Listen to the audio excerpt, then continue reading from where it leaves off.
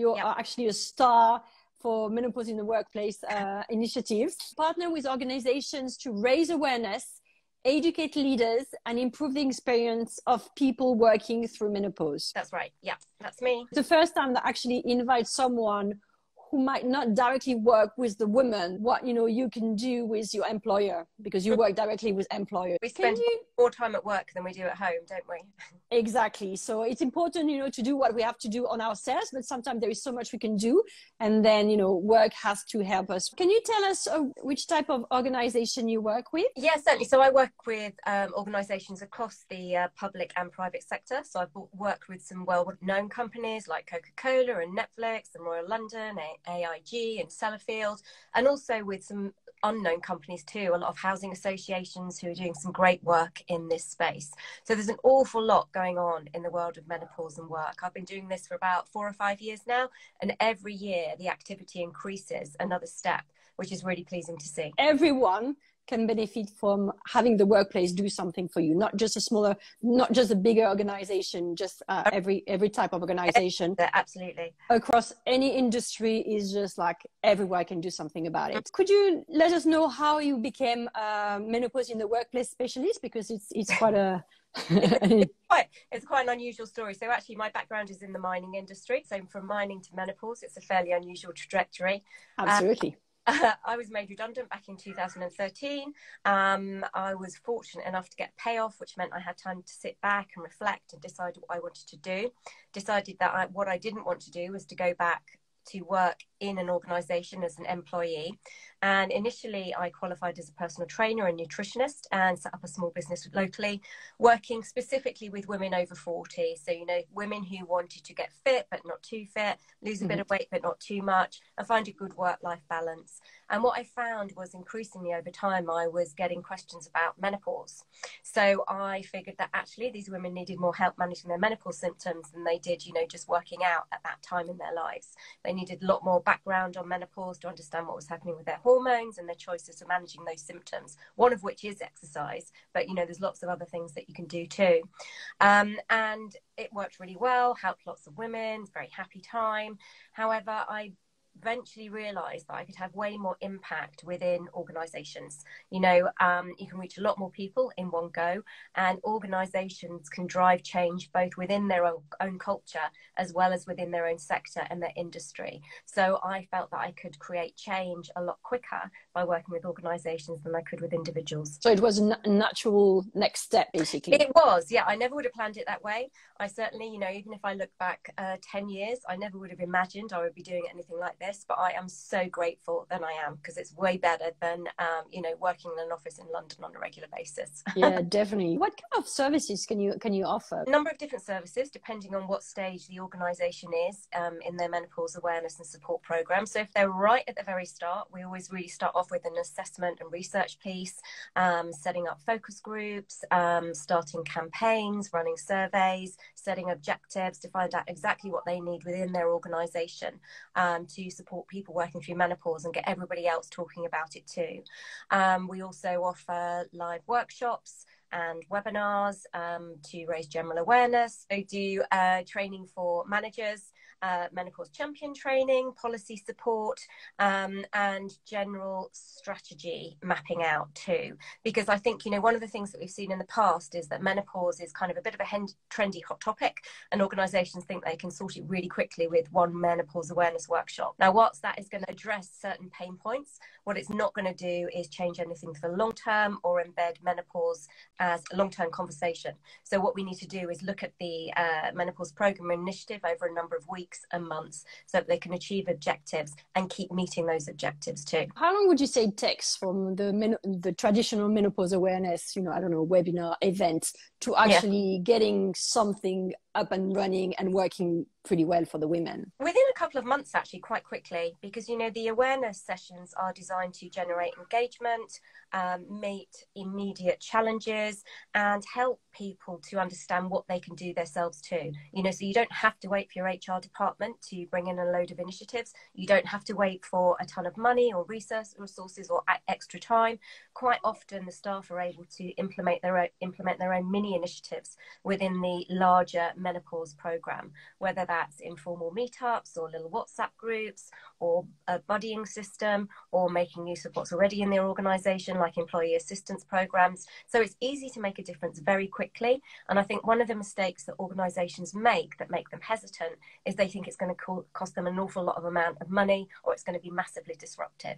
And actually, it isn't going to be that way at all. You know, leverage what you've already got in place. What would you recommend if a woman was within an organization who is not ready necessarily to do something immediately or doesn't have, I don't know, a budget? Start by talking to one other person. Find one other person within the organization, whether that's your colleague, your manager, somebody in occupational health, somebody in HR, and tell them, if you're happy to do so, share what your current experience is and share your ideas. You know, the fastest way that we learn as humans is through lived experience, whether that's our own lived experience or somebody else's who prepared to share that with us. So the more stories we can tell about menopause for people who are comfortable to tell their own story, the quicker the conversations are gonna get going, the engagement is going to pick up, and you'll start to see change within your organization very quickly. So if you want to start change around menopause, you need to start talking about it. So find someone that you trust to do with that with in the first instance. Starting this conversation, and then when they get to a certain number, they can go to HR? Straight to HR initially. You know, it depends how bold you feel. You know, I mean, you know, Severine, the one thing about menopause, one thing that it really does is destroy confidence. One of the key things about menopause is that it destroys your confidence.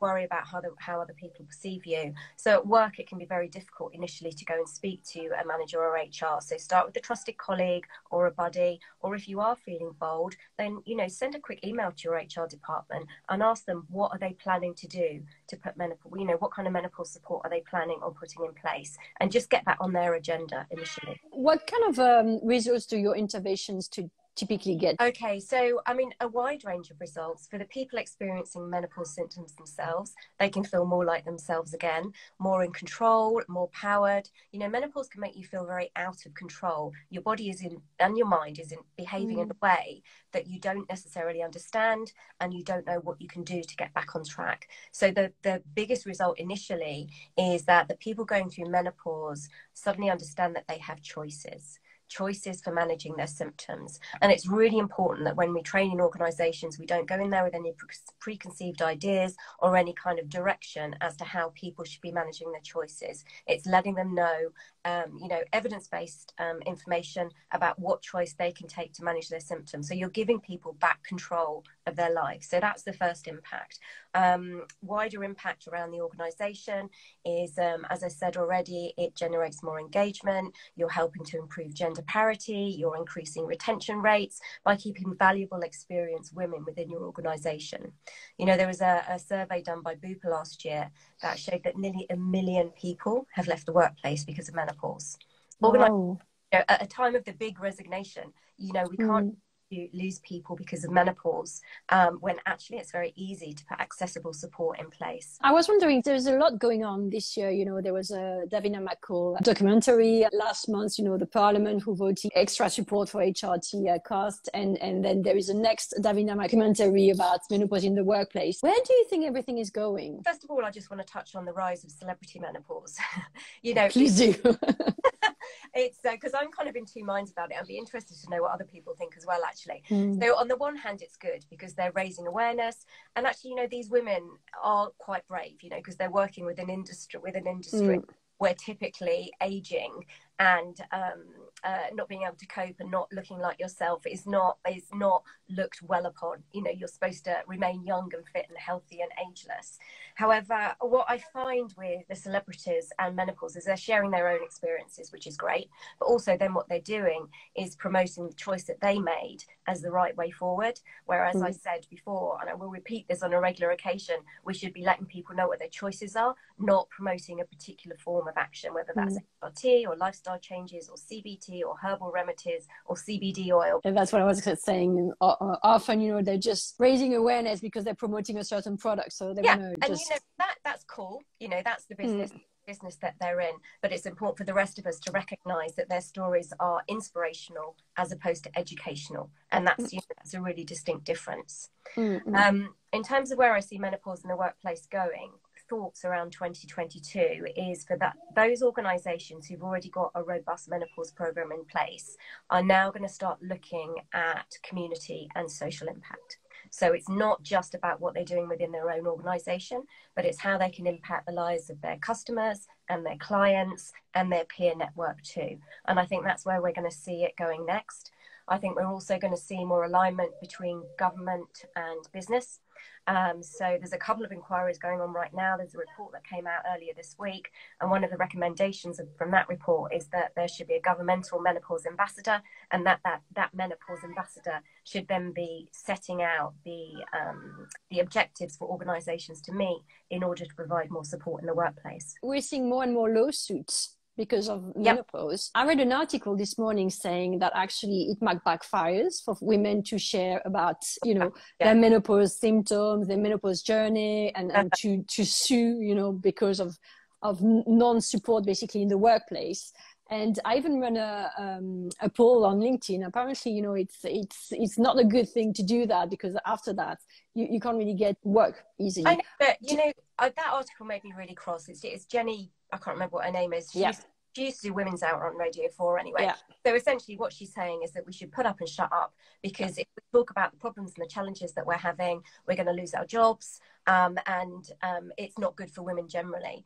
But, that's absolutely ridiculous. If we hadn't talked about the challenges that we experience during, if you're having children, or if you're a carer, or if you're dyslexic, or if you come from a difficult background, if we never talked about any of these things at work, we would be a much poorer place. Workplaces are enriched by diversity and inclusion, and the ability to be yourself and explain what's going on. And the only way we are ever going to achieve equity, and equity as opposed to equality, the only way we're ever going to achieve equity is by being open and honest and transparent about what any challenges that we face. So then organizations can put the adjustments in place to help us get back on track. Kind of either read a different article or misunderstood, because for me it was about the women who just sue their employers, and because they're out of work, and then they try to find work and they don't find work because of their history. That's true of any employment tribunal, and I think it's very unfair to kind of laser in on menopause and employment. Okay. Any employment tribunal could make it tricky for you to get a job in future, and that's not fair, of course, because if you've been at an employment tribunal, typically it's because you've been mistreated at your employer. Good. Thanks for clarifying that. Do you mind sharing a part of your journey, your own menopause? Were you employed at the time when you were through menopause? I was actually. So I had a hysterectomy in my early 30s. So I had, I'd only been at the job I was at actually for probably less than a year. And within a week of having a doctor's appointment, I was in hospital having a hysterectomy. So it's all very quick, it was sudden. My employers were very supportive.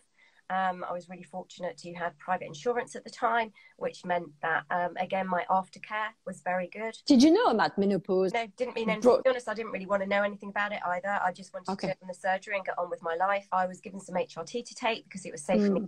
At the time, that's what the surgeon told me to do, and didn't really think anything more about it until I started working with people going through menopause when I was in my later 40s. So I just kind of ignored it. I wouldn't recommend ignoring what's going on with you and not educating yourself about your body, but at the time that's how I chose to deal with it. So do you mean the surgeons tried to warn you about everything, and you decided not to listen, or not to? No, they didn't. They really didn't give me any information. All I wanted to do was get home and get better. I hope you got home and got better. I did. So that's great. Would you have any tip about going through surgical menopause, because that's your experience? Ask for information. Make sure you understand why you're having the operation.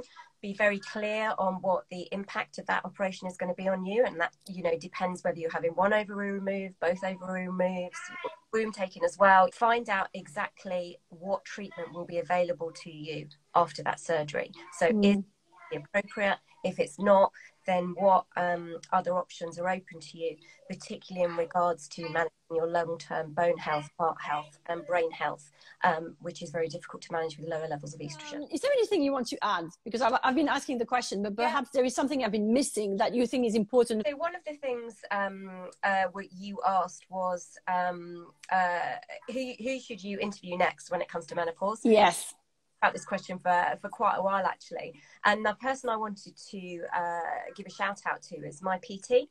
I have virtual PT once a week now. It used to be twice a week now, and what she helped me do is to build my strength up. So, you know, anyone going through menopause, it's really important to work on your strength and keep your bones and your joints healthy. And that's what Nicola has has helped me to do. So yeah, Nicola Church from Elevation PT is the person I would recommend you speak to next, because she's an absolute expert in movement for people going through menopause, keeping you strong. And I know that as I've become physically stronger, I've become more mentally resilient too. And that's important during menopause. You know, the mental health side of menopause isn't really touched on enough. I don't think we hear a lot about the hot flushes and the night sweats and the lack of sleep, which are all dreadful. But actually the mental health impact can be very heavy too. So building physical resilience definitely helps boost your mental resilience. And I believe you run as well. I love running. So I'm doing the Brighton Marathon next year. Actually, that'll be the second time I've done that. Amazing. Thank you. Have you started to do the training program? Starts officially on the 20th of December. So at the moment, I'm just doing kind of a few runs to keep my legs turning over. Oh, that's so cool. I'm so happy for you. I understand you've written a white paper that perhaps, you know, some women might be interested in reading and getting inspired before going, you know, to... So I hosted a roundtable back in the summer, late summer, I think it was, and looking really at how the menopause trends in the workplace have shifted over the past few years. Workplace, are the ground rules changing? You can find a copy of the white paper on my website, juliedennis.net. Go grab yourself a copy and bring yourself up to date of all the insights and trends around menopause in the workplace through 2021.